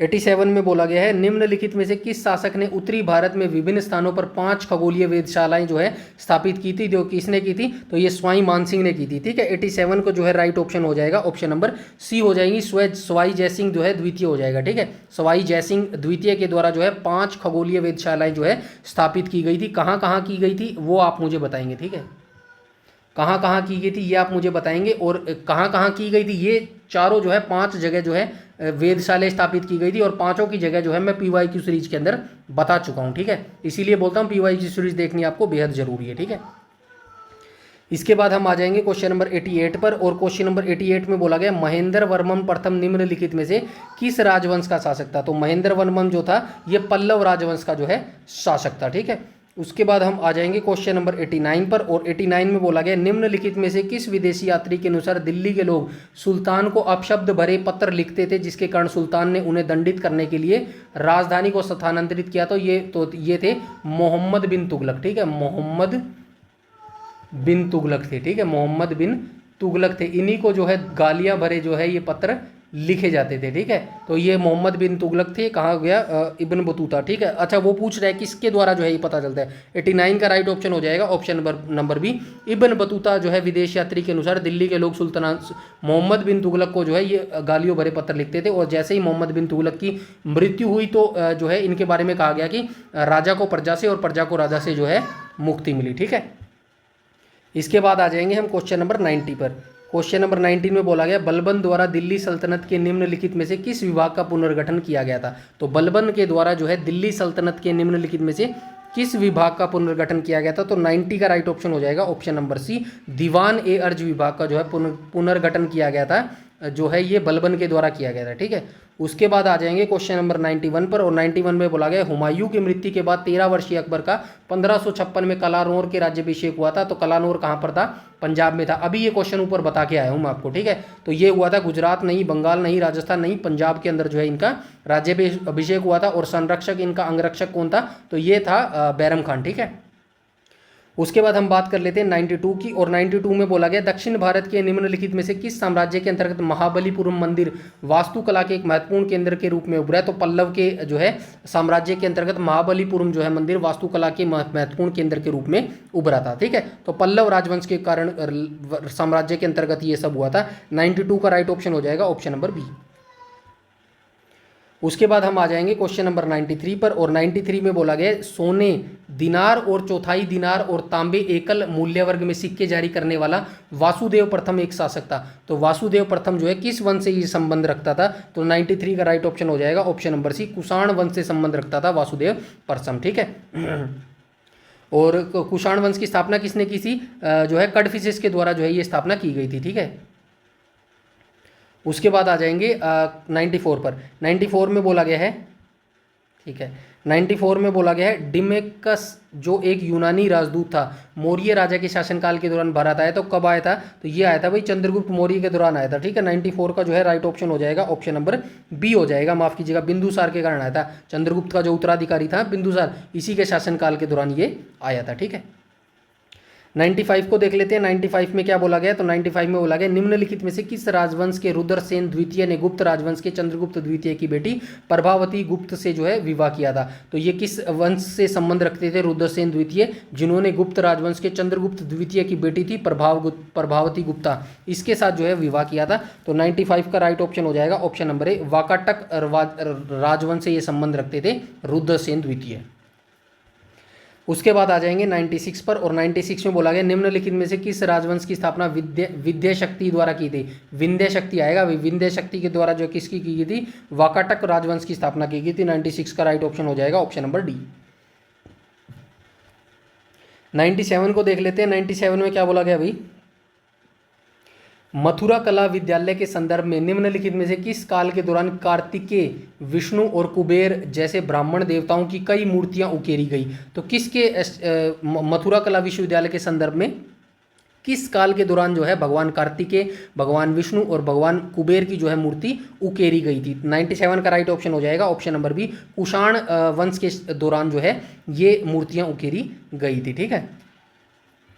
98 को देख लेते हैं। भीमराव अंबेडकर द्वारा मंदिर प्रवेश आंदोलन किस वर्ष शुरू किया गया था? तो किस वर्ष ये शुरू किया गया था? 98 का राइट ऑप्शन हो जाएगा ऑप्शन नंबर सी, 1927 में जो है भीमराव अंबेडकर के द्वारा मंदिर प्रवेश आंदोलन शुरू किया गया था। 99 में कहा गया है रुद्रदामन के निम्नलिखित शिलालेखों में से कौन सा शुद्ध संस्कृत में रचित प्रारंभिक भारत का पहला राजकीय शिलालेख है? तो ये हो जाएगा ऑप्शन नंबर सी हो जाएगा, गिरनार हो जाएगा, ठीक है। उसके बाद चलते हैं आज का लास्ट क्वेश्चन हमारा प्रैक्टिस सेट 1 का जो लास्ट क्वेश्चन है, क्वेश्चन नंबर 100। निम्नलिखित में से कौन से ऋग्वैदिक जनजाति के 3 वर्गों का हिस्सा नहीं था? तो 3 वर्गों का हिस्सा नहीं था। शिल्पी जो है ये निचले वर्ग में आते थे, बाकी आम जनता, पुरोहित और योद्धा जो है ये तीनों ही जो है 3 वर्गों का हिस्से थे ऋग्वैदिक का, ठीक है। और ऋग्वैदिक काल की बात करूँ तो ऋग्वैदिक क्या था? ऋग्वैदिक काल जो था ना ये सबसे पुराना है, ठीक है, सबसे पुराना। और अथर्ववेद जो है